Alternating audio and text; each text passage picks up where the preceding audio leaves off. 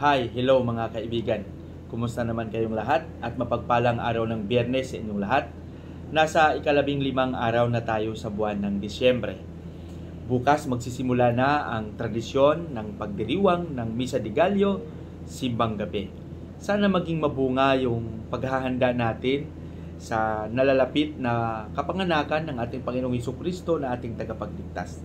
Tuloy-tuloy lang tayo sa ating mga pagdinilay at hingin natin palagi sa Panginoon na maging masigasig tayo sa pagsasabuhay ng mabuting balitang ating naririnig. Parang kailan lang at papasok na tayo sa sa taon ng 2024, no? At ito lang palagi ang ating pasalamatan sa Panginoon na napagpatagumpayan natin ang mga pagsubok, ang mga suliranin na dumarating sa ating buhay. Talagang napakabuti ng Panginoon. Ang ating pagninilay sa araw na ito ay babahagi sa atin ni San Mateo, Kapitulo 11, versikulo 16 hanggang 19. Ano ba ang isinasaad sa ating Ebanghelyo sa araw na ito? Maikli lang ang ating Ebanghelyo, ngunit si Jesus ay patuloy na nagpapahayag at nagbabahagi ng kanyang kaalaman sa mga tao. Kaya nga sabi niya, paano niya maikumpara ang mga pangyayari ngayon sa bagong henerasyon. Sabi niya, ang mga tao ay talagang nagbibigay kahalagahan na sa pangangailangan material at makasanlibutan na kaligayahan.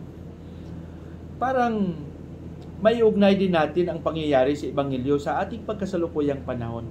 Minsan din na natin nauunawaan ang mga pangyayari, lalong-lalo na sa pag-uugali ng mga kabataan ngayon. No?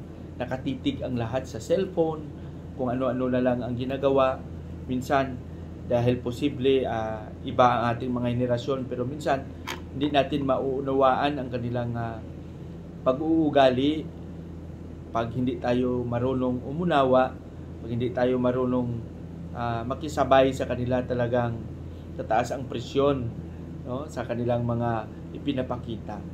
Pero para sa akin, napakalaking hamon ng ating pagbasa sa ating lahat na maging modelo at maging saksi tayo sa totoong pagtugon sa panawagan ng Panginoon na maging instrumento tayo ng kabutihan. Sabi niya, ang karunungan ay kailangang mapapatunayan ito hindi lang sa mga matatamis na salita na binibigkas natin at lumalabas sa ating mga bibig, kundi ang tunay at totoong karunungan ay maipapahayag ito at mapapatunayan sa pamamagitan ng ating mga kilos at pagsasabuhay.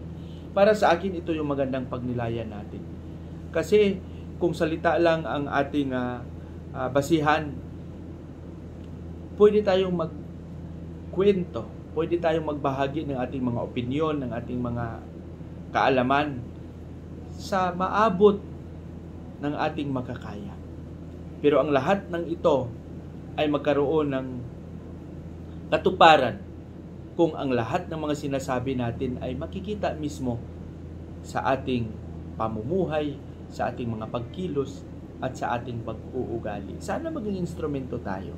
Hindi nga natin maunawaan ang mga kabataan sa ngayong panahon kung ano ang gusto nating ipaabot, dahil alam natin na wala na silang panahon na makinig, naguguluhan sila.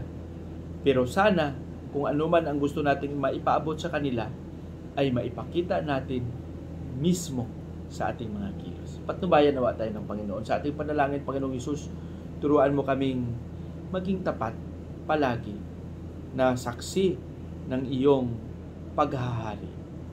Amen.